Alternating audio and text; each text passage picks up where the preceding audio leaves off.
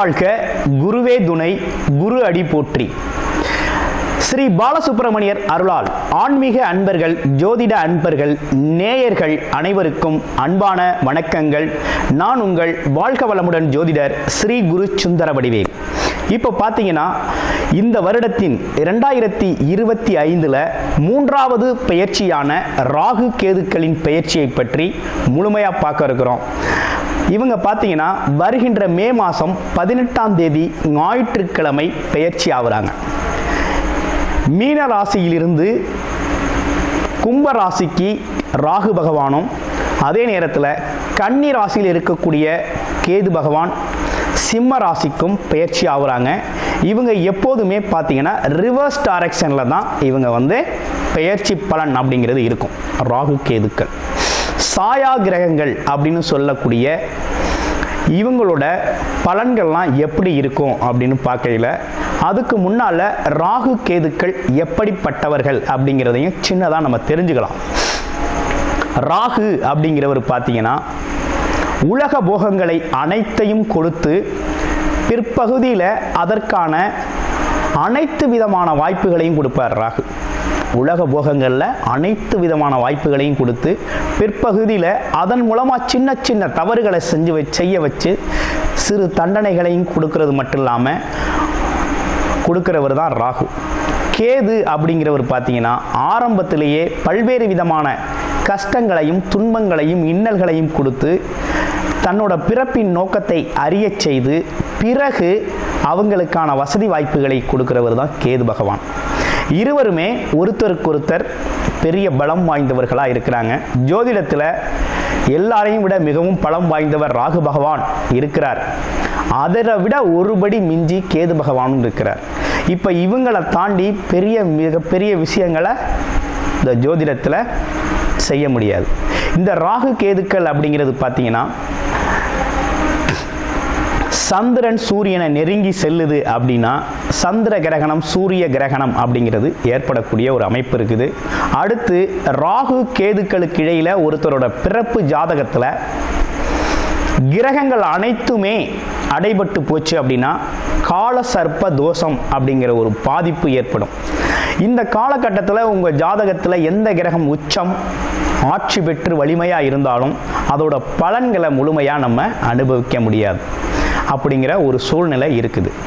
இப்படிப்பட்ட கிரக அமைப்புகளோடு இருக்கக்கூடிய ராகு அப்படிங்கிறது பாட்டனார் சம்பந்தப்பட்ட வம்சவழி சம்பந்தப்பட்ட விஷயத்தையும், கேது அப்படிங்கிறது ஆன்மம் உள்நிலை சம்பந்தப்பட்ட விஷயத்தையும், அம்மா வர்க்கம் சம்பந்தப்பட்ட விஷயத்தையும் குறிப்பெடுத்து தரக்கூடிய ஒரு அமைப்பு அப்படிங்கிறது தான் ராகு கேதுக்கள்.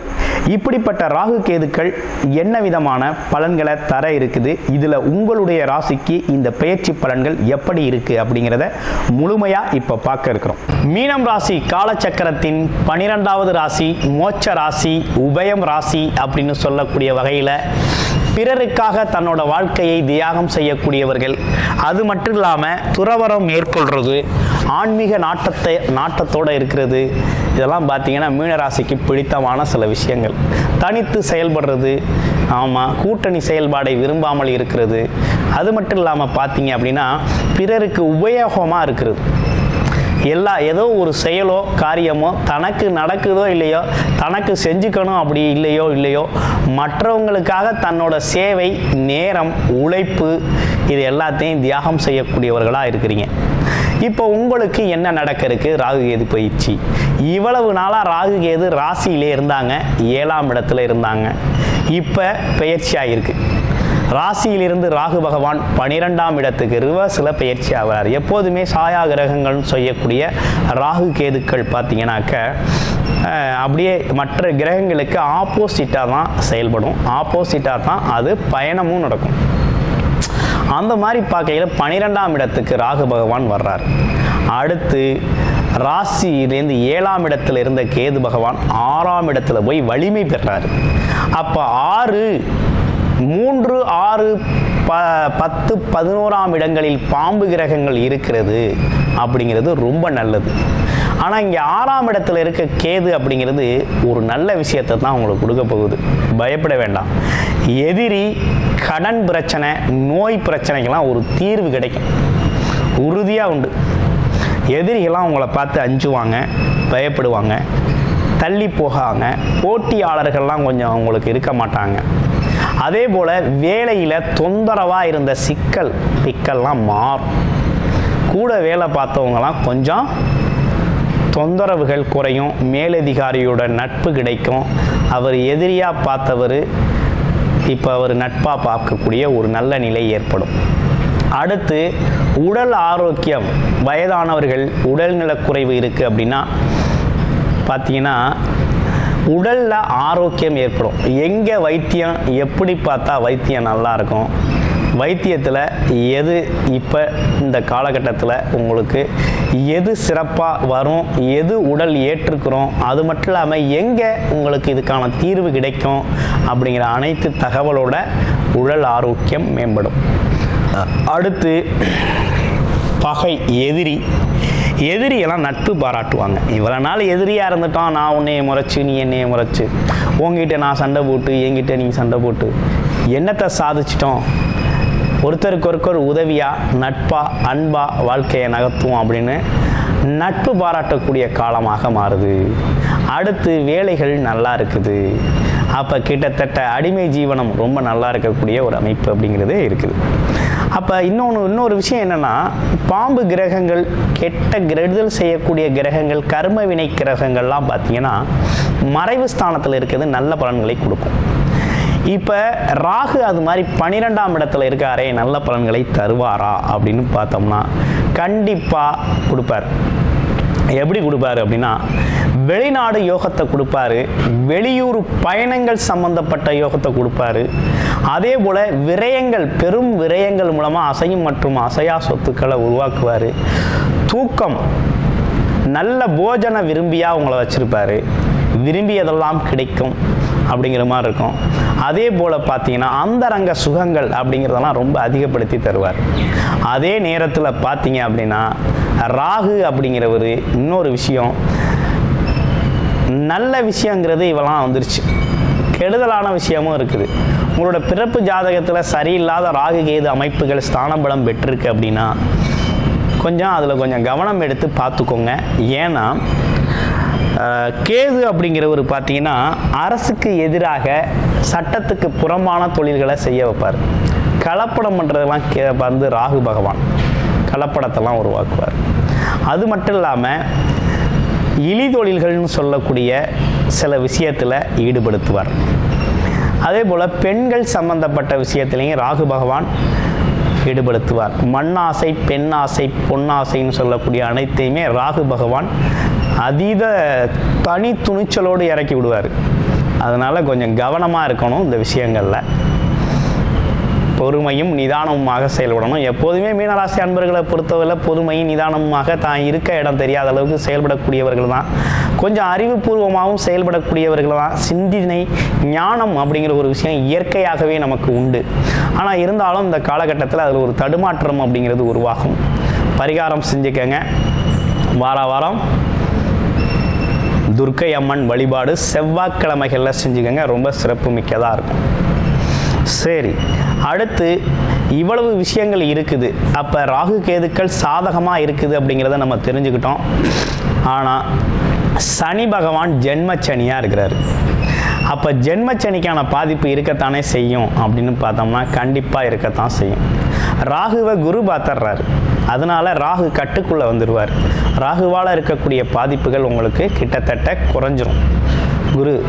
குரு பார்த்தால் கோடி நன்மை. எப்பேற்பட்ட பாவகரமான இடங்களையும் குரு பார்க்க பாவங்கள் போக்கப்படும், கஷ்டங்கள் தீர்க்கப்படும் அப்படிங்கிறது தான் குருவோட விஷயம். குரு பார்த்தால் கோடி நன்மை. அந்த வகையில் குரு பார்த்துடுறாரு. ஆனால் சனி பகவான் அப்படிங்கிறது ஜென்மச்சனியாக வந்து அமர்ந்துட்டாரு. அப்போ சனி பகவானோட காரகத்துவங்கள் என்ன அப்படிங்கிறத பார்த்துக்கிட்டீங்க அப்படின்னா, தர்ம நியாயப்படி நடக்கணும், சுறுசுறுப்பாக இருக்கணும், சோர்வு அதிகரிக்கக்கூடாது, சோம்பலுக்கு இடம் கொடுக்கக்கூடாது, இதெல்லாம் கொஞ்சம் இருங்க. வேலை உழைப்பு, உடல் உழைப்பை அதிகப்படுத்துங்க. இயலாதவர்களுக்கு உதவி செய்யுங்க. வயதானவர்கள், அதே நேரத்தில் உதவி தேவைப்படுகின்ற அனைவருக்கும் உங்களோட உதவிகளை செய்யுங்க. முடிஞ்ச வரையும் சேரிட்டியை அதிகப்படுத்துங்க.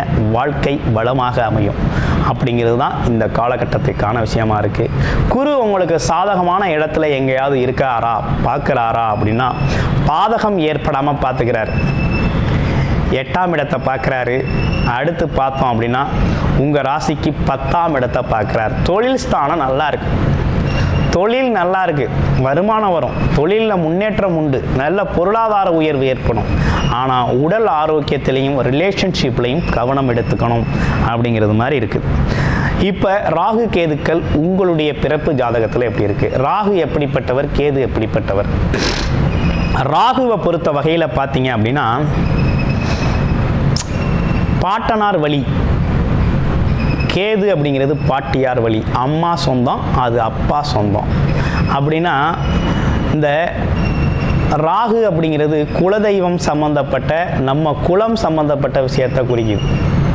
அது இல்லாமல் முன்வினை பயன்கள் இருக்குது. பாட்டனார் பாட்டியார், அது மட்டும் இல்லாமல் முன்னோர்கள் செஞ்ச பாவங்கள், பாவ மூட்டைகள், கர்மா, நீங்கள் முற்பிறவியில் செஞ்ச கர்ம வினைகள், இவை அனைத்தும் பார்த்தீங்கன்னா ராகு அனுபவத்தை கொடுப்பார். பெரிய சுகத்தை கொடுத்து அதில் ஒரு பிரச்சனையை கொடுத்துட்டு போயிடுவார். கேது என்ன பண்ணுவார்? ஆரம்பத்திலே கெடுத்துடுவார். மனசை சஞ்சலப்படுத்திடுவார், கஷ்டப்படுத்திடுவார், குறுக்கிடுவார். அதுக்கப்புறம் அதுக்கான இன்பத்தை தருவார். இந்த வாழ்வியலே வெறுத்து போகிற சூழ்நிலையில் இருக்கையில் வாய்ப்புகளை கொடுத்து புத்துயிர் கொடுத்து உங்களை உட்கார வைப்பார். அப்போ 2 பேருமே பார்த்தீங்கன்னா வேறு வேறு விதத்தில் செயல்படுவாங்க. கேது அப்படிங்கிறது உள்நிலையிலே செயல்படுவார். மனதோட உள்நிலை, ஆத்மம், ஞானம், அது மட்டும் இல்லாமல் இறைநிலை, உணர்வு அப்படிங்கிறது மாதிரி அது உள்நிலையில் கொண்டு வருவார். உடம்போட உள்நிலை, மனநிலை விஷயத்தை குறிக்கும். ராகு அப்படிங்கிறது வெளிநிலை, வெளியில் இருக்கக்கூடிய சுகபோகங்கள், உணவு, உடை, அலங்காரம், ஆடம்பரம், அது மட்டும் இல்லாமல் கௌரவம், பதவி, இந்த மாதிரி சுகபோகங்களை அனுபவிக்க செய்கிறவர் ராகு. அப்போ இவங்க 2 பேருமே எதிரெதிர் திசையில் பயணம் செய்வாங்க. எதிரெதிரான விஷயத்துக்கு ஈடுபடுத்தக்கூடியவர்களாக இவங்க இருக்கிறாங்க. அப்போ இந்த காலகட்டத்தில் நீங்கள் கூடுமான வரையும் உங்களுடைய பிறப்பு ஜாதகத்தில் ராகு கேதுக்கள் ஸ்தான பலம் உங்களுக்கு சாதகமாக இருக்கா பாதகமாக இருக்கா அப்படிங்கிறத பார்த்துக்கணும். அதற்கான தசாபுத்திகள் அமைப்பு ஏதாவது நடக்குது அப்படின்னா பரிகாரங்களை எடுத்துக்கோங்க. அப்படி இல்லை அப்படின்னா சாதகமாக இருக்குது அப்படின்னா அதற்கான முயற்சிகள் எடுத்து வெற்றி பெறுங்க. ஏன்னா ராகு கேதுக்கள் அப்படிங்கிறது ரொம்ப சாதகமான இடத்துல அமர்ந்து நமக்கு நல்ல பலன்களை கொடுக்கணும்னு முடிவு பண்ணிட்டா மகாராஜாக்கள் போல அள்ளி கொடுக்கக்கூடியவர்கள். உங்களை இருக்கிற இடத்துலேருந்து மிகப்பெரிய உச்சம் தொடர்றதுக்கு உயரமான இடத்துல உட்கார வச்சுட்டு போயிடுவாங்க ராகு கேதுக்கள். ராகு கேதுக்கள் இந்த ஜோதிடத்தில் மிகவும் வலிமை வாய்ந்தவர்களாக இருக்கிறாங்க. அப்போ இவங்களோட ஆக்குபேஷன், அதாவது இவங்களோட இந்த ஜோதிடத்தில் முக்கிய பங்கு வகிக்கக்கூடிய வகையில் தான் ராகு கேதுக்கள் செயல்படுறாங்க. ராகு கேதுக்களோட பெயர்ச்சி அப்படிங்கிறது மிகவும் முக்கியத்துவம் வாய்ந்த பெயர்ச்சியாக இருக்குது. உங்களோட உடல் ஆரோக்கியத்தில் கவனம் எடுத்துக்கங்க. ராகு கேதுக்களோட பரிகாரங்களை முழுமையாக ஃபாலோ பண்ணிக்கங்க. வாழ்க்கை வளமாகும். நன்றி, வணக்கம், வாழ்த்துக்கள்.